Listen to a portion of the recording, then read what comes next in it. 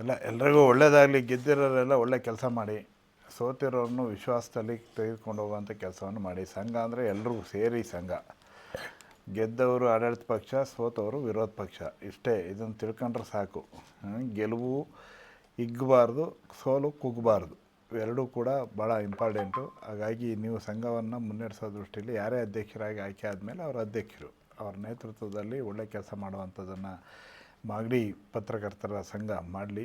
ಜೊತೆಗೆ ಮಾಗಡಿನಲ್ಲಿ ಭಾಳ ವರ್ಷಗಳ ಕನಸದು ಒಂದು ಭವನ ಆಗಬೇಕು ಅನ್ನೋದು. ಈಗ ನಿವೇಶನ ಆಗಿದೆ. ಆ ನಿವೇಶನಕ್ಕೆ ಸಂಬಂಧಪಟ್ಟಾಗಿ ಭಾಳ ದೊಡ್ಡ ಹೋರಾಟವನ್ನೇ ಮಾಡಿ ಅದು ಕ್ಯಾಬಿನೆಟ್ಗೆಲ್ಲ ಬಂದು ಕ್ಲಿಯರ್ ಆಗಿದೆ. ನೀವು ಬಂದಿದ್ರು, ನಾವೊಂದು 2-3 ಸಲ ಹೋಗಿ ಅದು ಅಟೆಂಡ್ ಮಾಡಿ, ಶಿವಶಂಕರ್ ಅವರು ಒಂದು 2-3 ಸಲ ಬಂದಿದ್ದರು. ಅದರ ಒಂದು ಹೋರಾಟದ ಮೂಲಕ ಅದೊಂದು ನಿವೇಶನ ಸಿಕ್ಕಿದೆ. ಅಲ್ಲೊಂದು ಭವನ ಮಾಡುವಂಥ ಕೆಲಸವನ್ನು ಮಾಡಬೇಕು. ಅದಕ್ಕೆ ನೀವು ಯಾವಾಗಲೂ ಮಾಡ್ತೀವಿ ಅನ್ನೋದು ಲೆಕ್ಕ ಅಲ್ಲ.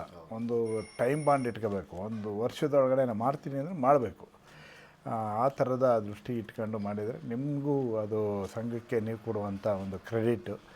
ಅದನ್ನು ನಮ್ಮ ರಾಮುಗೆ ಆ ಶಕ್ತಿ ಇದೆ. ಅದನ್ನು ಸಂಭಾಳಿಸ್ಕೊಂಡು ಆ ಕೆಲಸವನ್ನು ಮಾಡಲಿ. ಎಲ್ರಿಗೂ ಒಳ್ಳೆಯದಾಗಲಿ. ಸರ್, ಈಗಾಗಲೇ ಶಾಸಕರು ಒಂದು ನಿವೇಶನ ಅವರೇ ಕೊಡಿಸಿದ್ದಾರೆ ಸರ್. ಮತ್ತು ಅವರೇ ಸರ್ಕಾರದಿಂದಲೇ ಕಟ್ಕೊಡ್ತೀನಿ ಅಂತ ಹೇಳಿದ್ದಾರೆ. ಹಾಗಾಗಿ ಶಾಸಕರಿಗೆ ಅಭಿನಂದನೆ ಹೇಳ್ತೀವಿ ಸರ್.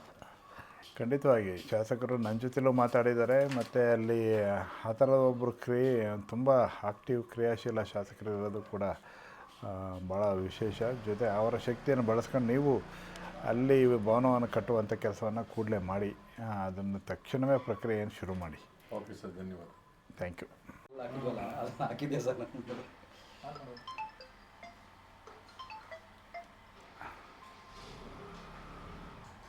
ನಮ್ಮ ಸಿದ್ಲಿಂಗಣ್ಣ ಮತ್ತು ನಮ್ಮ ಕಸ್ತೂರಿ ಕಿರಣಣ್ಣ ಪ್ರಾಮಾಣಿಕತೆಯಿಂದ ನನ್ನ ಗೆಲುವಿಗೆ ಡೈರೆಕ್ಟ್ರು ಮಾಡ್ಕೊಂಡು ಪದ್ಮನಾಭ್